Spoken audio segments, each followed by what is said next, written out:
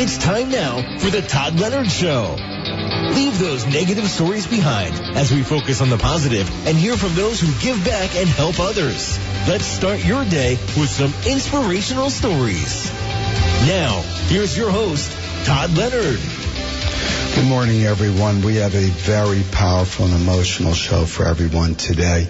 I'm really honored and humbled to have Wendy and Steven Sefcik from Montville joining us today.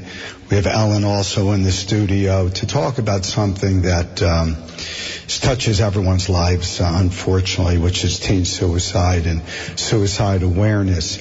I had the great privilege of meeting Wendy and Steven recently in Mendham. There was some tragic suicides, and I was really struck by Wendy's humanity and her willingness to really open up and talk about her personal story. And I met her handsome husband, Steven, who's here today, and it means so much, you know, to be able to have people like this who are willing to join us and to open up and to let others know what they have to be on the lookout for, and also a message of hope. Despite this being such a very difficult subject, I think it has to be told. I know I feel as a member of the community, I owe it to everyone to do my best to make sure everybody's aware of what's going on in the community. Everybody lives in their ivory little tower, and it can't happen to me. Oh my God, there's no way this could happen. And guess what happens? It does. So good morning once again, Wendy and Steven. Thank you so much for joining us, and Ellen also. Good morning. Good morning as well. So if I may, maybe Wendy, you could touch on this first, because when I was getting ready for the show, I know obviously you lost your beloved son TJ 9 years ago to suicide. And obviously I never had the privilege to meet TJ, and maybe you can just tell us a little bit about TJ and kind of who he was and what he means to you, obviously, as you go on through life's journey. TJ was an amazing young man. He truly was a gift to our entire family. He was, from the time he was born, he always had a really big, intense personality. He was funny. He was outgoing, very, very affectionate, always intensely sensitive, and very, very intelligent and athletic. He really was a gift to anybody that had the opportunity to know him, and it would have been a privilege for you to know him. So by sharing his story, we keep his light alive, and we use that to help other people so that they do not have to go through what he did and lose their lives to suicide. Right, and obviously I didn't have the great privilege. I was on the website, remembering TJ, and for all the listeners, rememberingtj.org. It's a beautiful tribute to TJ. There's a lot of information on that. So as the listeners kind of learn more about your stories and what you're all about and what you stand for, I really would urge everyone to get on that website and really see you really poured your heart and soul into it.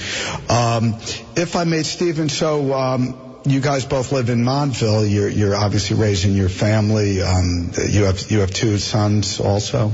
We do. We had, 3 in total. John is our oldest. He's 27 now. He's living out in the Phoenix area.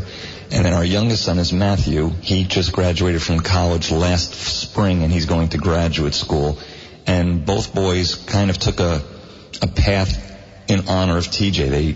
They went to college, weren't expecting to be psychology majors, but they were, and now they're going to make their mark doing what they can to also help others whenever possible. What I was really struck about when I heard Wendy especially speak in Mendham in mid-January, after there was two very, very sad situation with two youngsters in Mendham.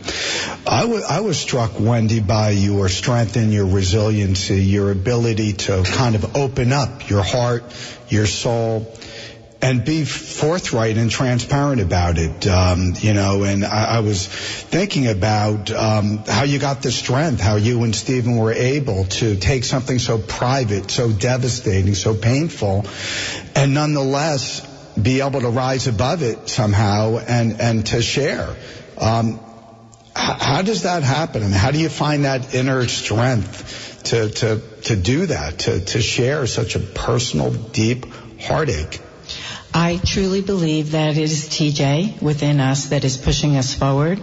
I firmly believe that in helping others, there's tremendous healing. And when TJ died by suicide at the age of 16, we were shocked. I mean, there were so many things I worried about happening to one of our children. I worried about sickness. I worried about drugs and, yes, car accidents. One thing that never, ever occurred to me was that one of my children would die by suicide. So when it happened, I threw myself into learning everything I could. I thought, if this could happen to our family, it could happen to any family. Because I wish that there was a ghost in the closet, that we could say, well, we looked like a great family, but really this was going on. But that's not true. We truly were a great family. You know, we have a wonderful marriage. I'm so blessed to have Steve as my life partner. We had these 3 beautiful boys, the dog. Life was great. So I knew if this happened to us, it could happen to anybody. And when I started delving and peeling back the layers, I was shocked to learn how many kids we lose every year to suicide. And then I learned that suicide is a very, very complex health issue. Not only does it impact teens, but it's the 10th leading cause of death across the lifespan. We are losing over 48,000 people every single year to suicide, and 6,000 of those are youth. So I don't know where the strength came, but I do believe it came from my son TJ. He propels me forward. Still, he was always that kind of kid in life, and in death he continues to push us forward. And he was a gift, and I have chosen not to focus on the sadness and his death, but to focus on his life, which was very well lived and a life of giving to others. So we choose to do the same.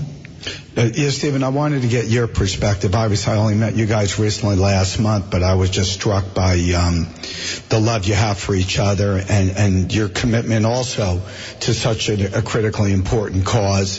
Because once again, people never know how they're going to respond when you're just thrown into a tragic circumstance. And obviously, you got to keep on going. You got to live, but how you live and how you honor obviously shapes your lives. And once again, I was just struck by your respect of humanity and willingness to share and be open, because it is a subject that's painful for people to even talk about it with all the feelings that are swirling around. So what was your perspective when Wendy, when a woman sets her mind to something, I mean, you got to step back. I mean, there's no question about it. There's a lot of power in that. That sounds like a cliche, but I know when a woman gets on a mission, you better watch out. You better pay attention. But what was your view, Stephen, when you saw Wendy really throwing herself into this?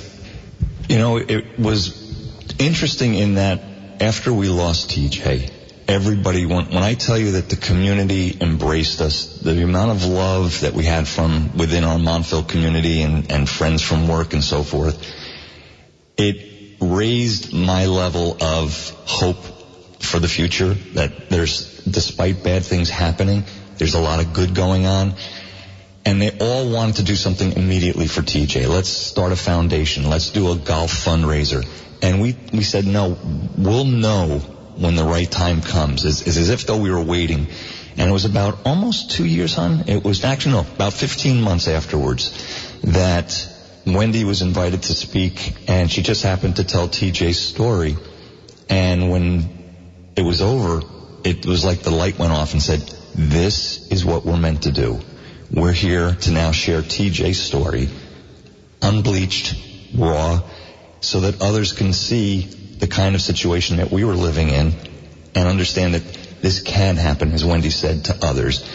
And my perspective was Wendy really pushed herself into all the research. Not that we were looking for absolute reasons why it happened, but just to have known more, because when we were in the middle of it, it was like we were on that hamster wheel. We were just spinning, getting through every day. And at the end of the day, we just about collapsed at night because we were so worried about TJ. And as Wendy mentioned, we never thought that suicide would be part of the equation. But we were so focused on just getting through the day that we didn't have time to step back. And once TJ was gone, Wendy took that step back and realized there's so much that we missed along the way. And that's part of the story that we share with others, is here are the warning signs. And one of the things that I learned, dads treat it so much differently than moms. I totally trust Wendy's maternal instinct, her gut instinct, excuse me. But for a dad, you know, our DNA is to fix things, right? We want to always be able to see a problem, offer a solution, go through it, and get it taken care of. And mental health issues are not something that you can fix as quickly as you can a flat tire. It could be a lifelong journey for somebody, for one of your children. And for us as dads to try to fix everything, this is one of those times where we have to take a step back and realize it's going to be a journey, and that we just have to be there to support them. Yeah, and obviously, I mean, you're touching on some of the important parts of the analysis, or you learn and you look back retrospectively. But for a lot of listeners, they may have a loved one who has some mental health issues and need help. And the family doesn't know where to turn, or they're worried about, oh my God, they're going to be labeled someone who has some mental health issues. And I know that there's a big movement afoot now, this stigma-free concept, where if you need mental health, you absolutely need to get it immediately, and don't sweep a problem under the mat. You got to take it head on, right? Because unfortunately, one thing can lead to another, and that's one of the things that I was trying to educate myself on. Because once again, everybody goes through their day. They don't really think about tragedies happening. Sadly, they do. We all try to put our hands around how could this happen in these most unbelievably affluent communities, and the kids look on paper like they got everything in life, but you don't really know what's going on inside. And that's one of the reasons why I wanted to have the show on, is to have a dialogue. I mean, and what's more poignant than parents coming on and sharing their personal situation and what they've gone through to help educate us all, because no one's impervious to it. And I really do believe this. Everybody wants to put on a front. They put their pictures on Facebook and Instagram and Twitter. Everything is so wonderful, but wait till you really see what goes on when they get in the house and they interact with their kids, or their kids are locking themselves in the room and they're not communicating. So what I wanted to do also, and maybe Wendy, you can touch on this, because I know it's your commitment, because once again, I saw you speak, and I saw your wisdom that you had. You had a lot of personal knowledge, sadly up close and personal. But for the listeners, things that they can start to look into and try to understand more, because obviously we all grow as people, and sometimes there's warning signs and we simply don't even see it until it's too late. I'm a big believer, in communication. You got to keep the lines open. So, Wendy, on your journey, and how passionate you are, what are some of the things that we all should be looking for when it comes to our children or their friends? Because we're in this all together. What's your observations? Yeah, so to, kind of dial back from where Steve was when he was talking about TJ, we did see changes in TJ's behavior. So, earlier I talked about what an amazing young man he was. So none of us are perfect. We're all perfectly imperfect. And it was the same with TJ. So when he was in middle school, we started to notice changes in his behavior. And the big one was he started to become really irritable, disrespectful to his father and I, which was not characteristic for TJ, because he was a very loving and sensitive young man. I used to joke with him and say he was the daughter I never had, because I have 3 boys, and John and Matt were always, everything's fine. They meant a few words, and TJ would sit and chat with me and have discussions. But in middle school, we noticed changes in his behavior, this irritability and him acting out. And I felt in my gut there was something going on. And then we did catch him drinking, which was very concerning because he was young. And I really wanted to take it to the next level and bring him for therapy. Steve grew up one of 4 boys. I was one of 3 girls, and he kind of said, "Oh, you just don't get boys. This is just typical boy behavior." But he agreed. He said, "Okay, we'll let him go for counseling." And even the counselor met with TJ and said, "He's an amazing kid. He's fine. He was just experimenting." Kind of, pushed it aside. And 8th grade came and went. He went into high school, and I was still in my gut very troubled by his behavior. And again, it was that extreme irritability, which we now realize, looking back, was very often young men will show pain through irritability and rage and violence. So those are the things that people might not know to look out for. And a lot of times when teens are struggling, you do see poor behavior. And what we tended to do as parents is we reacted to the behavior and gave a consequence. You can't talk to us like that. You can't act like that. Give them a punishment and be done with it. But really what we need to do is look at behavior that's not characteristic for our kids and step back, and rather than react to the behavior, say, why is the behavior happening? And I'm not talking about one bad day, he's in a bad mood, he locked himself in his room today. It's a pattern of behavior that goes on for days, maybe weeks. Then you want to notice that behavior and have a conversation. I've noticed this is going on with you. Do you want to talk? What's going on?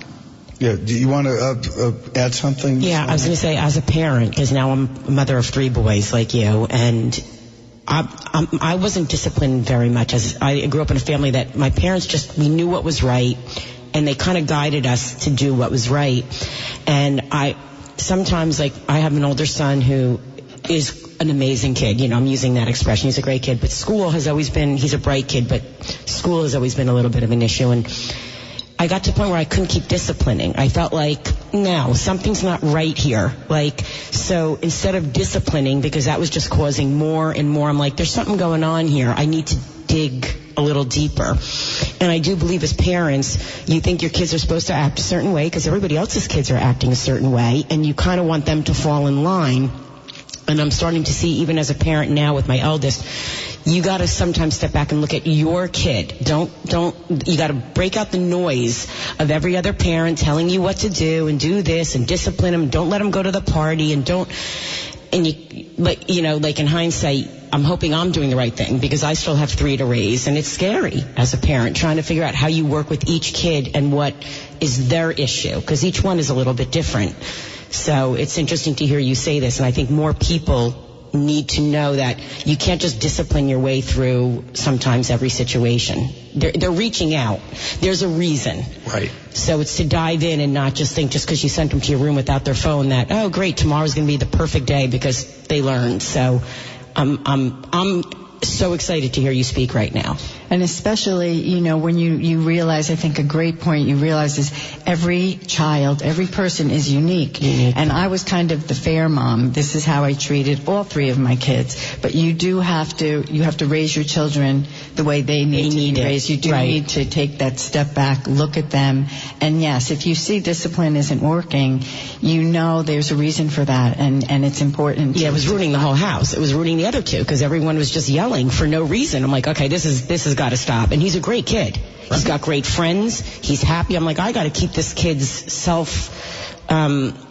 self-respect and everything intact. I can't let him believe that school grades, and he goes to school, never skip class or anything. I can't make him think that his whole being is just school grades. That's not fair. He's a whole person. So I guess each child, you do got to look at what's that thing that's maybe a little bit harder for them than everything else. And I think as parents, we need to redefine success, right? Right. So I think that's something else you're drawing out. It's horrible today. It's because of where we live in this area of the country, very often success is equated with dollar signs and grades in school. And we do need to try to step back from that and realize everyone has their own unique gifts, and they'll find their way. And how do we get them to find their way? But it's not a cookie cutter. It may not look like somebody else, and it is important. And coming back to the whole idea of mental health and suicide risk, what we need, we don't want people to be afraid. We want people to be aware and understand that it is important to look at these changes, these nuances, to understand how kids struggle, why they struggle, and what that struggle can look like. And while suicide is the worst end game, thankfully most kids who struggle and go through difficult times will not go on to die by suicide. Very often you hear the term epidemic.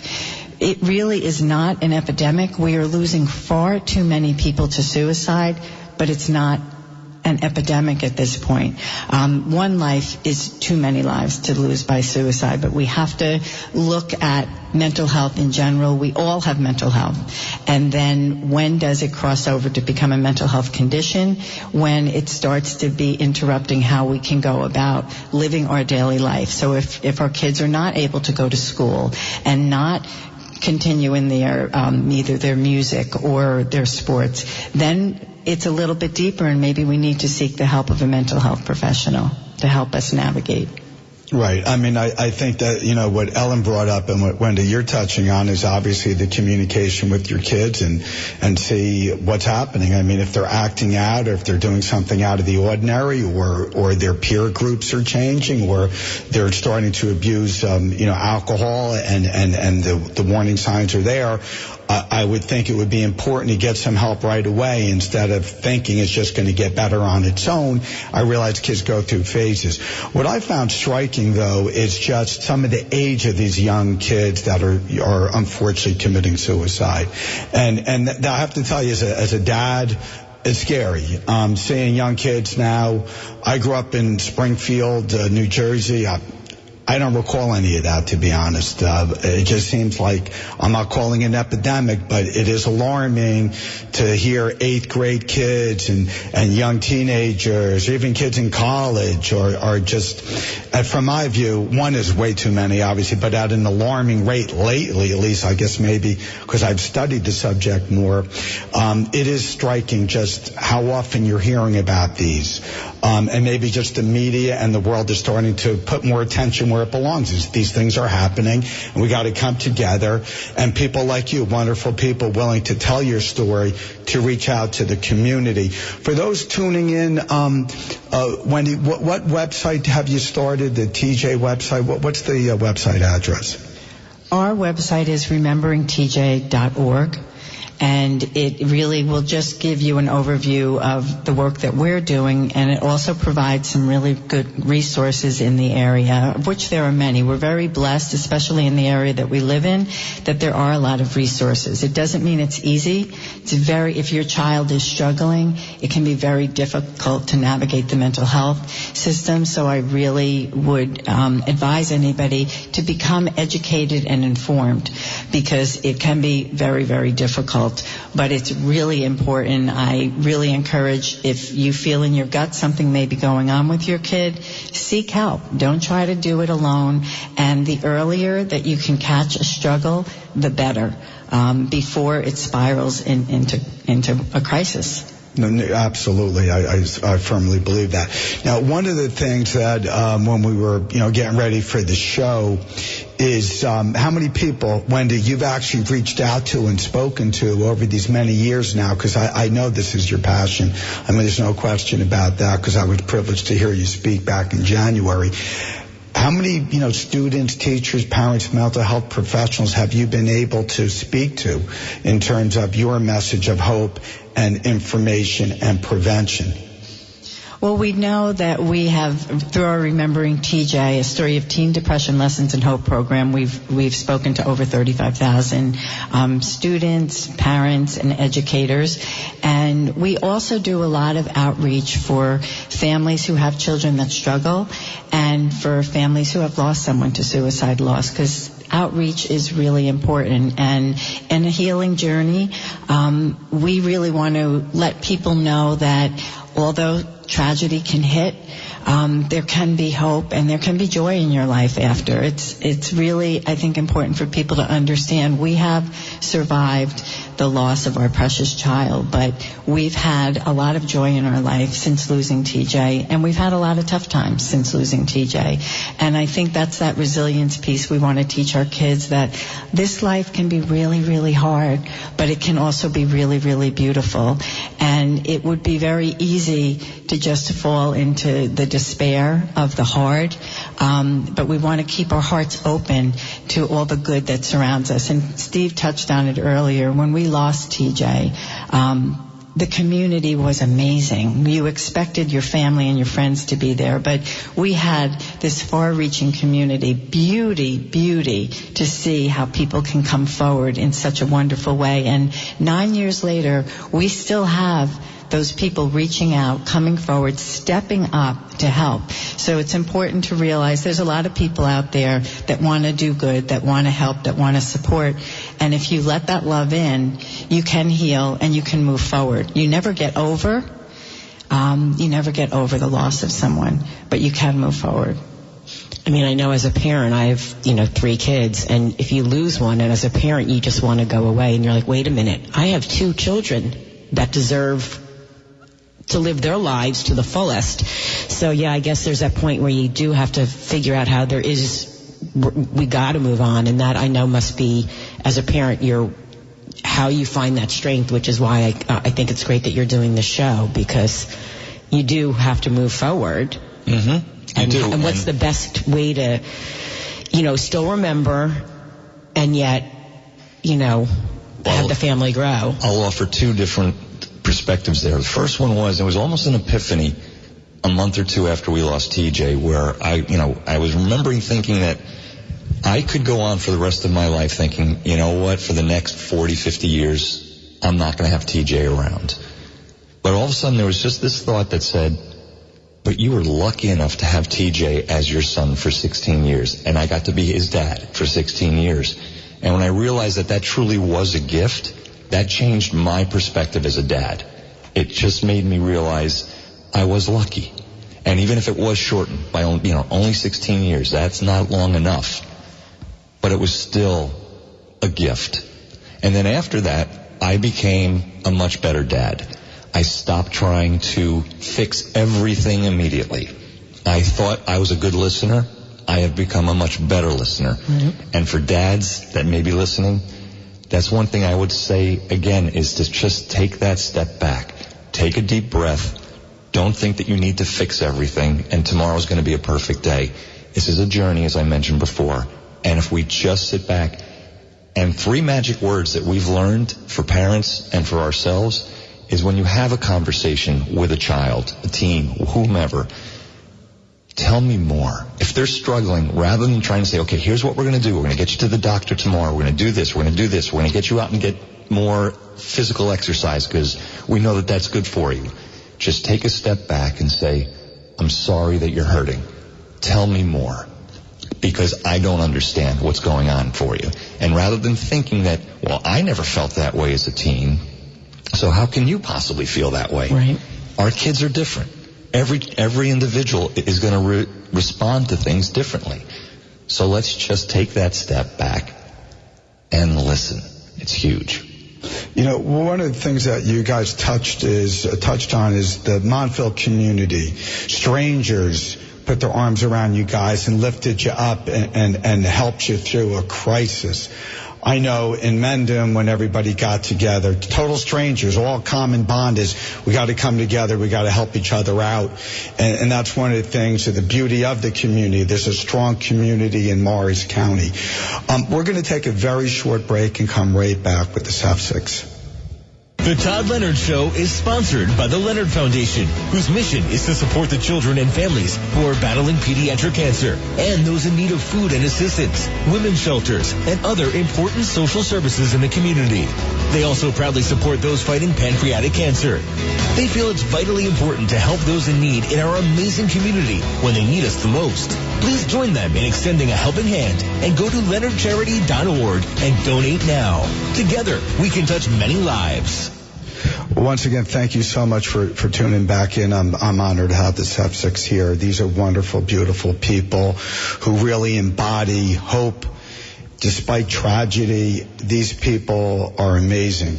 They have shared their story, not just with us today, but, Wendy has spoken and touched over 35,000 people, and this is her passion, and Steven is a huge part of that as well. And we were just touching right before the break on the community, and we do live in a wonderful community.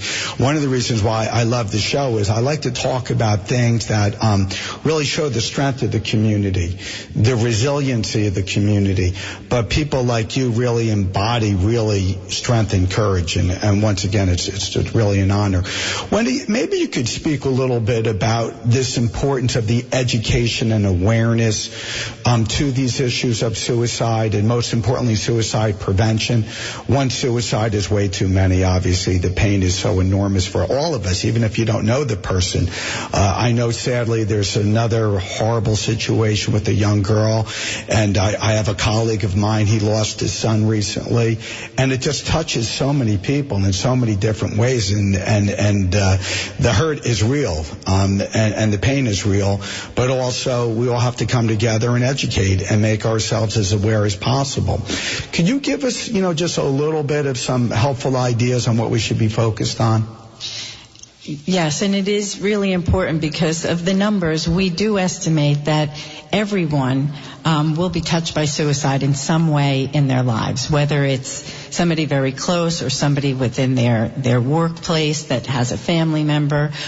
So the education piece is important because if you are aware that an issue could exist, there's a lot you can do to prevent it. And with suicide, we really need to look at behaviors, mood, and talk, and know that the likelihood of suicide happening is a possibility for anybody. So we saw from the some of the recent suicides that there is no one face of suicide. That would be easy if we know what that's going to look like. Anybody can be at risk. Certain things will heighten risk. Things like a family history of any type of mental health issue or suicide loss in a family. Those are things that you would want to look at for risk factors. Now, just because you have a risk factor for suicide doesn't mean you will die by suicide. Just like if you have a risk factor for heart disease, like high blood pressure, or a family history, you just can be proactive about things. Same with suicide. Then after risk factors, there are warning signs. And warning signs are things that you want to look at that can mean that a suicide could be imminent. And that would be feelings of hopelessness, feelings of despair, not feeling connected, talking about things like, I'm just no good, everyone would be better off without me, I'm a burden, starting to give away things that are very precious to them, not participating in activities, especially things people used to enjoy. A big thing is not sleeping, insomnia. Many kids are not sleeping. We don't know, there hasn't been a lot of research about screen time, but we know that screen time is definitely impacting kids' sleep because many kids sleep with their phones by their bed, they're on the computer late at night, the social media. Sleep is so important. We all need to be sleeping to help our brains, and that goes to our mental health. So any of these things are part of the education piece to who can be at risk, anybody. What can we look for? Changes in behavior, most important. And what can we do? Most important is to have direct, honest conversations. One of the greatest myths of suicide is talking about it will plant a seed and make somebody think about it. Absolutely not true. What you want to do is have open conversations with your kids.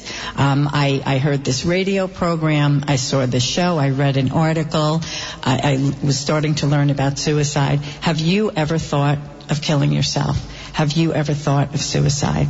I know this will make most parents gasp. I'm not going to say that to my kid. What the research shows is having these direct, open, honest conversations is the greatest life-saving measure. Why? Because somebody that is struggling, it's almost like a pressure release valve. It gives them permission to talk about the pain they may be feeling, what's going on inside, and to have a conversation like Steve said. From that, you want to just say, tell me more. I'm really shaking right now because I'm a very outgoing person. I'm very social. People say, what's your activity? I say, people. I have a lot of friends, and I'm hearing interesting stories. I have a friend who has a daughter right now, junior in high school, and she wrote a note about I'm not valuable. Like I'm literally hearing things, and there's a lot of pressure on her. Her mother does a lot of tutoring. Her mother went to University of Pennsylvania and grad school Ivy League, and sometimes your kid is, not necessarily Ivy League material, but and I feel like I need to go call her later and be like, you need to step back. Your daughter is telling you something by saying she has no worth. This is a straight A student.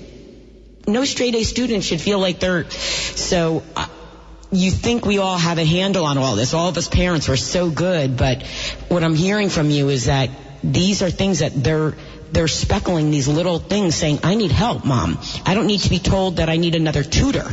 I need you to say, I'm scared right now. What if I don't get an A? Are you going to still love me? So I may even need I may need you after the radio show. This is amazing because there are parents out there. We will miss signs. Your perfect little family, everyone's got to go to a good college, and meanwhile, you're missing these kids, sending you messages. And what happens there, Ellen, is that the kids, once they see as parents you're not there to listen, it makes them say, I don't have anywhere to go. Well, it's that, as well as I'm not going to burden my parents now because I don't want to disappoint them. Kids are just as likely to protect their parents as the parents are to protect their kids. Right. And so when the kids see the parents starting to freak out a little bit, they're like, well, I'm not going to bring this up again because I'll bury it. And now we've made an issue harder for that teen because they don't feel like they have the ability to speak up and say to their parents, I got a problem. I'm sad. Yeah. I am really, and not just for the day. I've been sad for weeks, and I just need you to understand and to help me.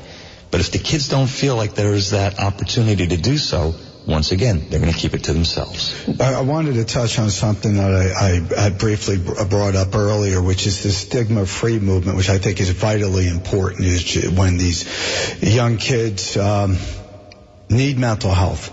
Adults need mental health. And the society we live in, somehow there's a stigma attached to it, and that shouldn't be. And I know a lot of towns are passing resolutions where stigma-free, but common sense would say if you need help, you absolutely need it, and perhaps parents are in denial, the kids don't know how to ask for it properly, maybe the school needs more training.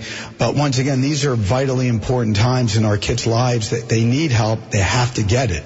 Ellen touched on, obviously, a friend and her child, and I will guarantee you someone listening today is probably like, oh my God, I realize so-and-so is having these problems. Maybe it's my kid, maybe it's a friend's friend, who knows? But the point is, if you see a problem, don't sweep it under the rug. Take it on. Talk with your kids. I know we live in a world that everybody's all really involved with their iPhones. They're all checking their emails constantly. Everybody has their phone next to them at night. And they got to realize, there's a lot more to life, and you got to be involved with your kids and your friends. One of the other things that when these tragedies strike with these teen suicides, especially, everybody's up in arms. It's the school's fault. Listen, as a parent, you got to be involved with your kids.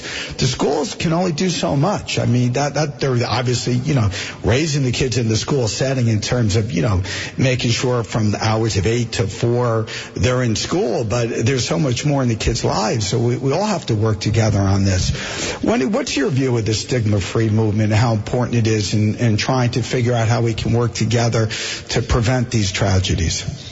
Well, I'm a huge proponent of the stigma-free movements. I'm part of the Morris County Stigma-Free Initiative, also very involved in Bergen County. But it has to be more than just a fancy tagline, right? Our town is stigma-free. So we need action in that, and we need to show each and every one of us can play a part of that. If we know a friend who maybe is struggling with a mental health condition, we have to reach out to that person. If we know a friend's child is going through something, let's help them and not, run the other way. So we can all play a role. I do think think we're doing a really good job of breaking down the stigma. I think people are beginning to reach out for help. It's not always easy. Connecting with those resources when you're dealing with a mental health condition can be difficult. It's usually not one-stop shopping. It takes time to really see, because the help for everyone with mental health conditions is very individual, what their needs are. I think it's also important to know, just going back to something Ellen said, is very often today, it's not only that the parents put pressure on the kids. A lot of times the parents don't. The kids feel the pressure themselves. It comes from within them that they have to be all that. They have to be an honor student. They have to get into a top-tier college.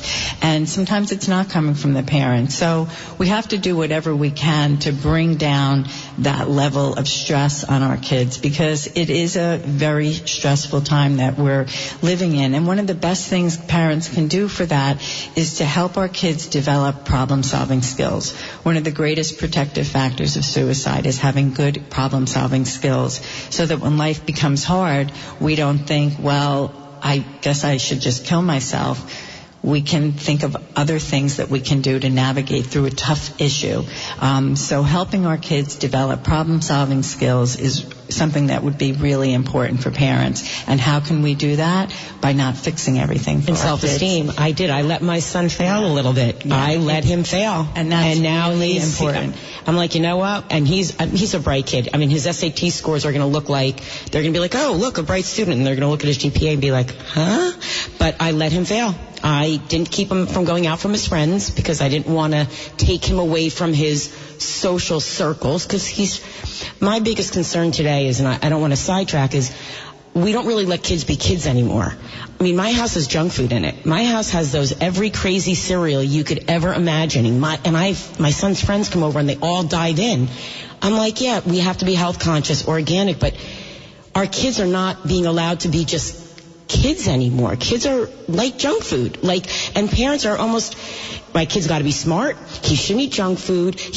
There's a point where we've actually just taken away our kids' ability to just wake up and go outside and be a kid. And I refuse to. It's hard as a parent to kind of say, I'm not going to be like every other parent. I'm not going to tutor my kids so they get straight A's.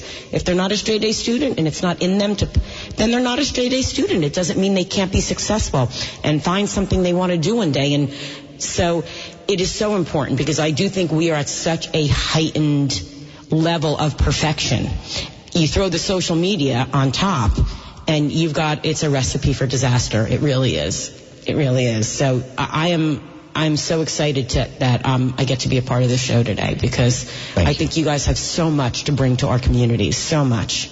Oh, that's why I was honored once again with their humanity and willingness to share such a personal story and help others. I think that's truly courageous to be able to share something and to lift up the community despite your heartache. I just, once again, it's striking. At 56 years young, for me to be with people like you guys really renews my faith. There's some amazing people out there, and once again, why I have so much confidence in our future, because people like you really, really embody what I think it's all about. Not all the negative, there's some wonderful people out there.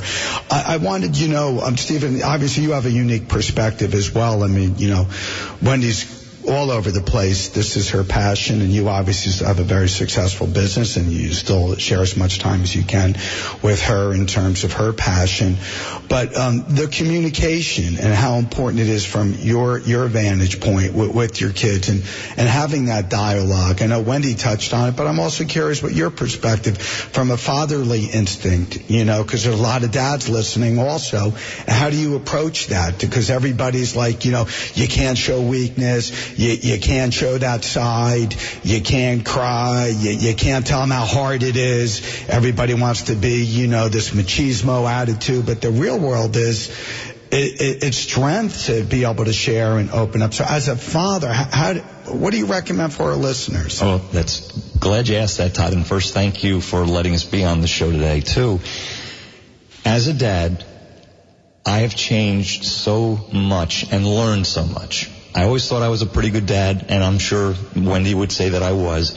But I was also the typical dad.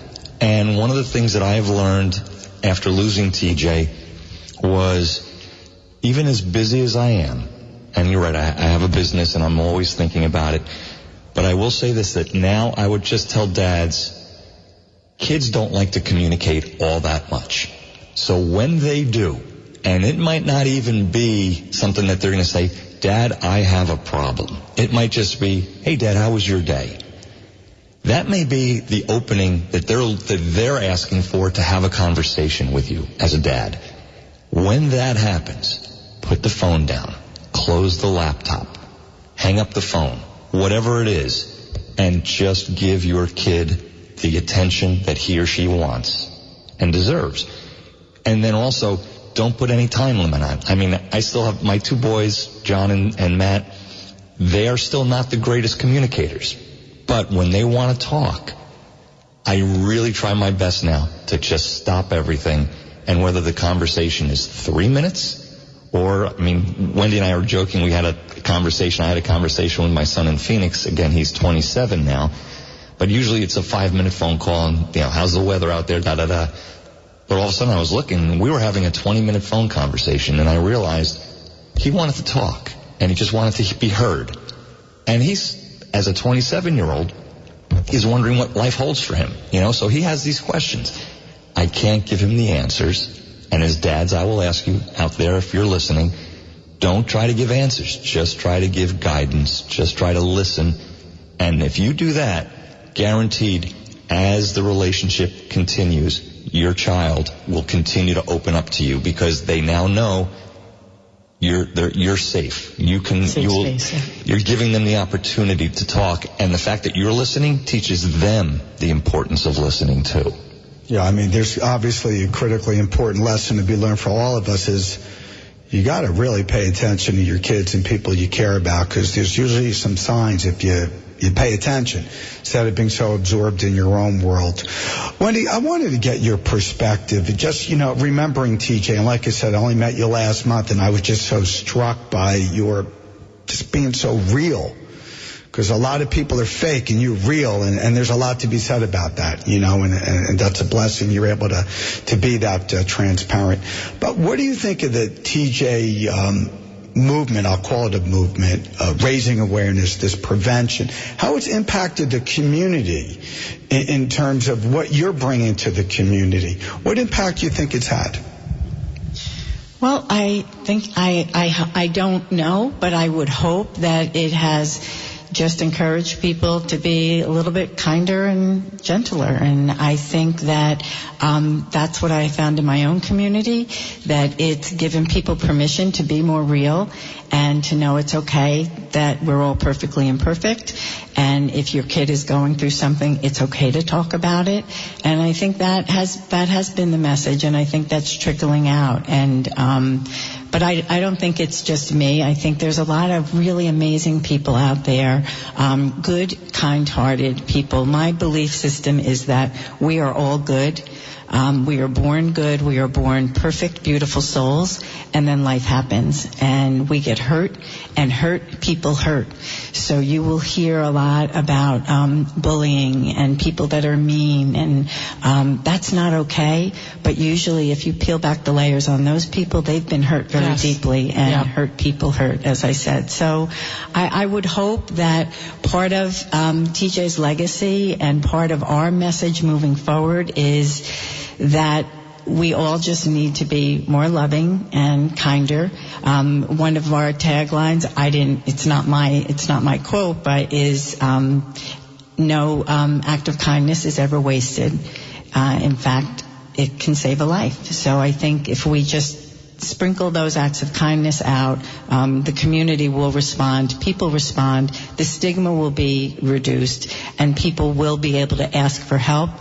We need to really start to foster that help-seeking behaviors are signs of strength and not signs of weakness. I was privileged. We had the D'Amicos on. They lost their beloved son Christopher back in 2015, and I was struck by something as simple as saying, be kind. And they started the Kindness for Christopher movement, D'Amico, wonderful people, despite their own personal tragedies. And something as just being nice to someone. And this all is related to this depression and the kids and feeling feeling left out. And everybody kind of knows when you're in school, if there's that one kid who's kind of like by themselves. It sounds like a cliche from a movie scene, but it's really true. There are kids that just somehow or another are not that involved with the other kids.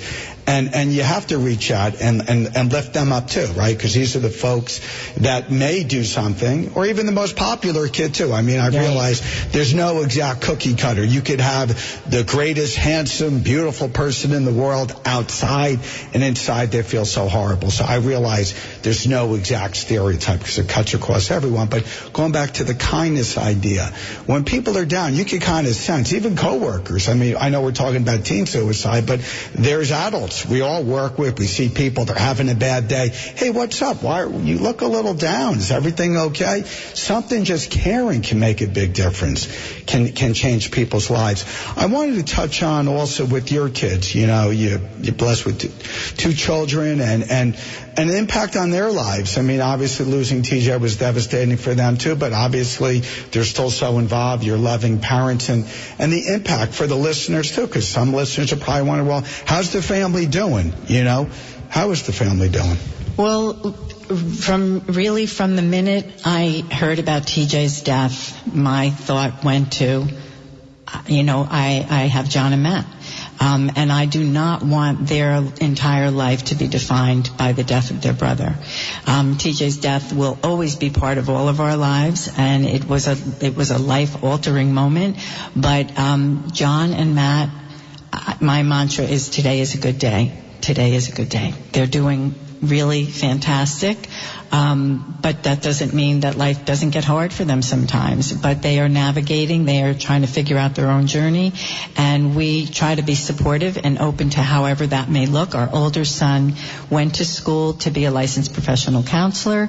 That was his education. He worked at a suicide prevention resource center in Phoenix for 2 years with at-risk youth, 18 to 24. As you can imagine, a very, very difficult and emotional profession, and now he felt that he wanted to try something new, that it was really too intense, and he's moved on now to a marketing position, and we're very proud of him and how his journey is going. Our son Matt is currently at Fairleigh Dickinson going for to be a licensed professional counselor. He's in grad school, so that's his path now as well, and wherever that may take him. I think it's really important that we share with our kids that life is rarely a straight line, that it's going to take many different paths, and you don't have to know what you want to be when you're 5 years old. I always I'm 57. Like little bumpers. I still you bump don't know. This way, right. you bump that way, you bump this way. Right. That's right. And that's the beauty of life. We don't have a script. Right. And as parents to expect our kids to have a script is doing them a disservice. They expect it because they feel like everybody else is thinking that. And that's something where I think we need to speak more. I'm pretty forthright. I mean, Todd knows I kind of speak my mind. And people get mad when you say, people don't need to know your son, his grades are not that great. I'm like, I have a great kid. And I don't need to pretend that he's a perfect kid. He's a great kid. People need him. He doesn't like school that much. He either gets an A or it doesn't get handed in. But I'm not embarrassed. I'm not going to let my child be defined by schoolwork. He's a boy. He doesn't. So I think more people need to know that you're allowed to say, God, my kid's struggling right now. Like, why do we all have to pretend? Life is hard, and I love life. But it's hard. There's days you're like, man, I don't feel good. Like, I woke up and I know we're running out. I don't want to be like that, but I think we all need to be a little bit more honest. We just need to be honest. Couldn't agree more. Well, what I found what was striking is in the most affluent communities, with everybody thinking the kids are on their path to Ivy League, it means nothing when your loved one, your kid is not happy. And they have to run their own race too. Everybody tries to put on to their kids maybe some of their failings, and they're trying to make their kids better or more successful. But how do we define success? It can't be the money in your bank account. It's got to be the life that you live and how you help people and how you're kind and generous, instead of worrying about, oh my God, my kid got into Harvard, or my kid is making $500,000 a year. But is he miserable?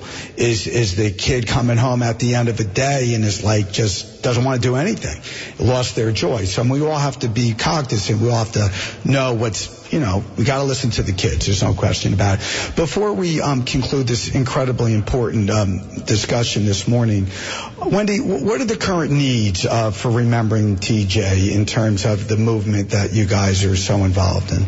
So there's no really direct needs. We are not a 501c3. We don't raise money. Our program is offered for free. So the need would be to just spread the word. And if we can bring our program to your school or community, you can reach us at rememberingtj.org, and we'd be happy to do a presentation for you to help raise awareness of how important mental health is for kids and what you can look for to prevent suicide. I know you go into the schools, which I think is so important. And just the stark reality is you got to get into the schools at a young age, Are you going into the junior high schools now, Wendy? Our program is appropriate for middle school through high school. I will tell you that the Department of Education currently has a very strong initiative to really push social and emotional learning. So this way we should be starting when kids are in preschool and elementary school. So while our program isn't appropriate for the elementary school, we need to be fostering resilience and the importance of fostering our kids' emotional health at a very young age. So there are programs that are starting and are appropriate for the elementary and preschool level.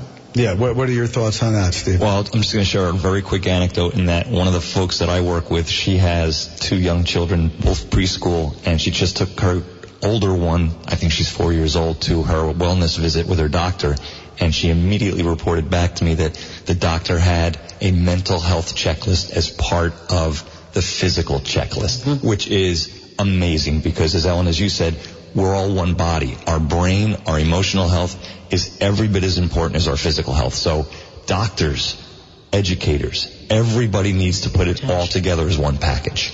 Yeah, and Wendy said this, I think, a few times today, is there's nothing wrong with asking your kids, are you considering hurting yourself? Are you considering suicide?